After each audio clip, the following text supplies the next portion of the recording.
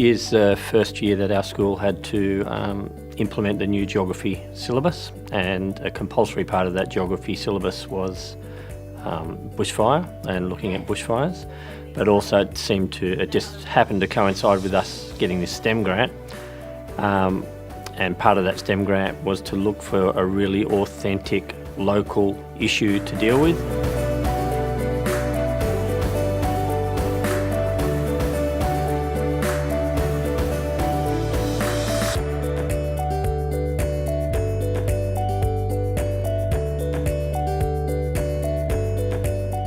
I learnt a lot about bushfires in this process because before I wasn't really paying attention to, natural disasters in general actually. So, and bushfires, it made me realise how dangerous fire can actually be.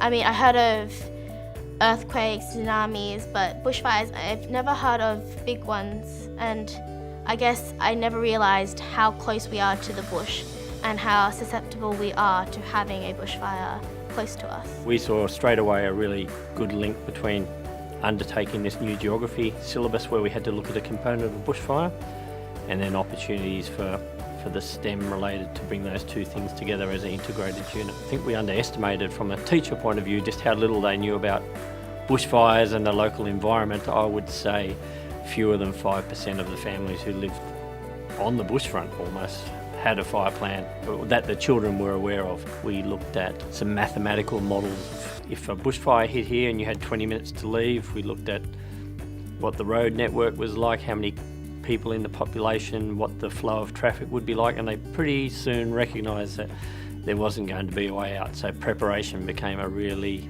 key issue. So to be personally prepared with a fire plan, I think that's the number one thing.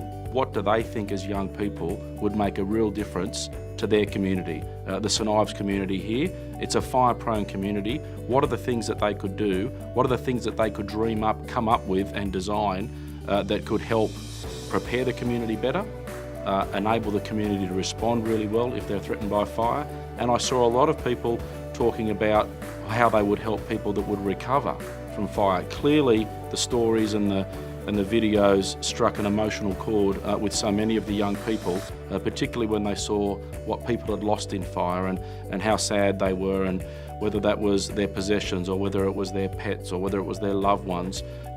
Obviously that trauma really resonated with the young people.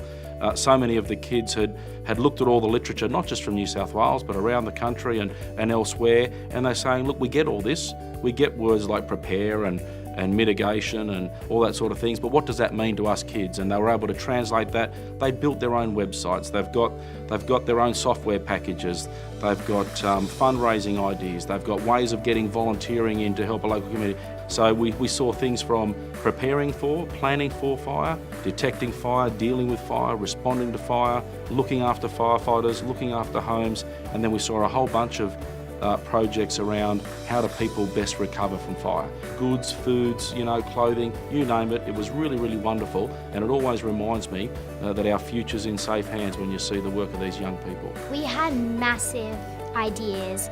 We started off with making underground bunkers for the whole city. Yeah, under the whole city. Our project was to find a solution in the community of St Ives.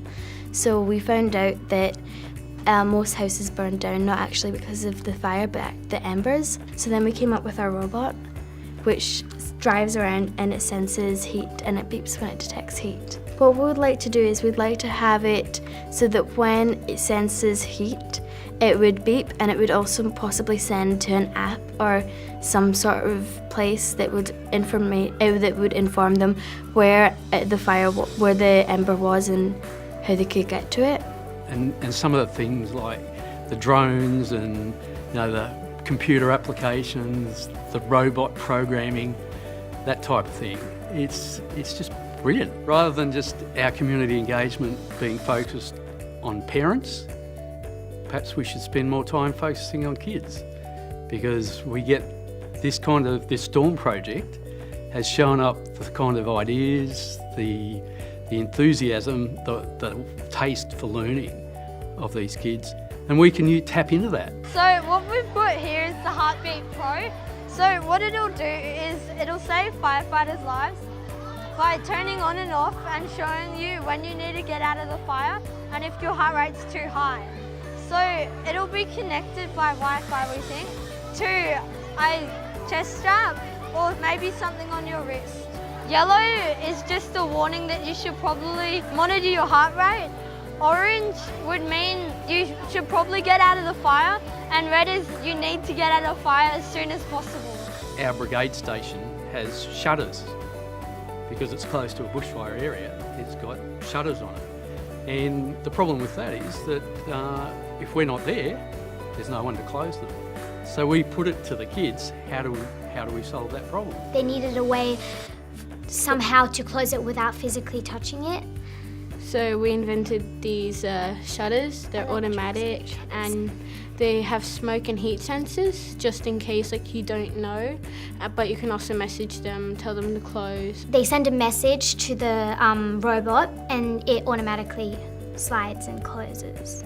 We had 4 prototypes and none of them worked until we tried the sliding shutters, which that succeeded. The main thing that they've learnt from it, from my perspective, is their role in preparation and survival and recovery from bushfire, that they can be really active agents of change in their local community.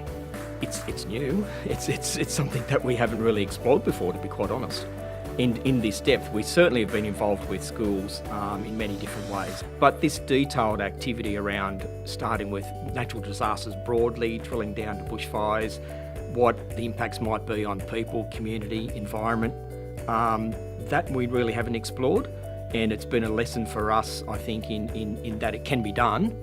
And here's some really interesting ways that the students have actually understood some of the problems or some of the consequences of these events and started to work out some solutions themselves. The Rural Fire Service can look at this model or this approach of working with children in particularly this year 5 and 6 area.